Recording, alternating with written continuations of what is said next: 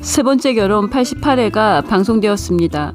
왕지훈이 2년 전 음주 뺑소니 사고로 협박 편지, 협박 문자를 받은 데 이어 2년 전 왕지훈의 차에 치여 죽은 아이의 아빠가 백상철임을 알려주는 USB를 퀵으로 전달받았는데요. 처음 지훈에게 협박 편지를 갖다 준 사람도 식품개발팀 부서의 사람이고 USB를 퀵으로 왔다고 전해준 사람도 같은 사람입니다. 이 사람이 준호인데요.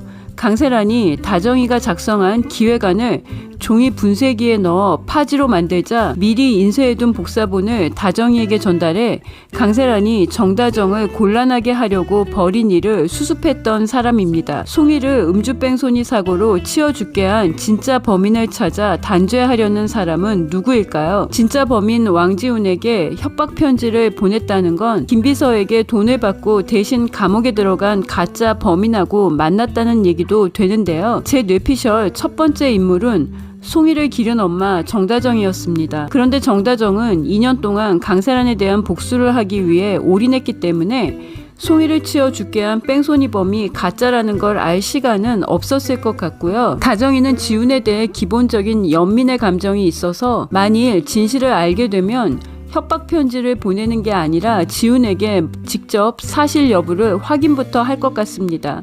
두 번째 인물은 아버지가 세운 회사 드림식품을 되찾고 아버지를 의문의 사고로 죽게 한 왕제국에게 복수하려는 왕요한입니다. 그런데 왕요한은 왕제국에게는 복수 중이지만 사촌인 지훈과는 사이가 좋습니다. 사촌 동생 지훈이 강세란 같은 여자하고 결혼하면 안 된다고 생각해 왕 회장에게 강세란이 상간녀이고 자신과 다정씨를 냉동창고에 가둬 죽이려고 했다는 걸 알렸습니다. 지훈도 왕제국이 요한이를 찌른 걸 알고 아버지 왕 회장에게 나도 다정씨 좋아하니까 칼로 찌르라고 대들다가 따귀를 맞았습니다. 세 번째 인물은 모두가 예상한 협박편지와 USB를 지훈에게 준 드림식품 직원 준호입니다. 준호가 왕지훈이 2년 전 저지른 뺑소니 사고를 알고 있는 이유는 드림식품의 왕제국에게 복수하기 위해 칼을 갈았기 때문인데요. 왕제국이 드림식품을 키우며 신덕수의 고은제분처럼 갖고 싶어서 망하게 한 회사가 많을 것 같습니다. 준호가 고은제분처럼 강제로 인수당한 회사 대표의 아들일 걸로 예상합니다. 지금 다정이는 아버지의 회사 고은제분을 왕제국이 헐값에 인수한 걸 모르고 있는 걸로 나오는데요. 요한이가 알려줄 것 같습니다. 왕지훈을 협박할 가능성이 있는 네 번째 인물은 백상철입니다. 당시 백상철도 강세란이 왕지훈과 결혼하기 위해 상철을 스토커로 몰아 감옥에 보냈는데요.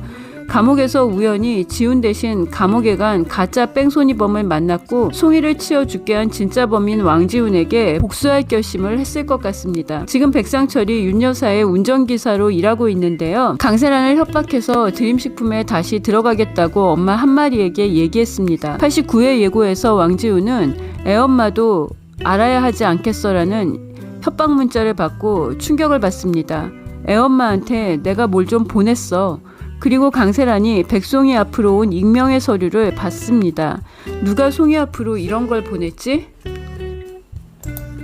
강세란이 왕지훈이 송이를 죽인 뺑소니범이라는 걸 알게 될 것 같은데요. 백상철이 입도 가볍고 결혼에 대한 예의도 없는데요. 수천억 부자 윤 여사의 가짜 손녀딸이 된 강세란과 두 번째 결혼을 꿈꾸다가 배신당하고 감옥까지 갔고 변호사 비용으로 살던 아파트까지 날리고 어떻게 보면 세 번째 결혼에서 벌 받아야 하는 사람들 중에 제일 먼저 벌을 받기 시작한 사람인데요. 제 뇌피셜은 백상철이 가장 유력해 보입니다.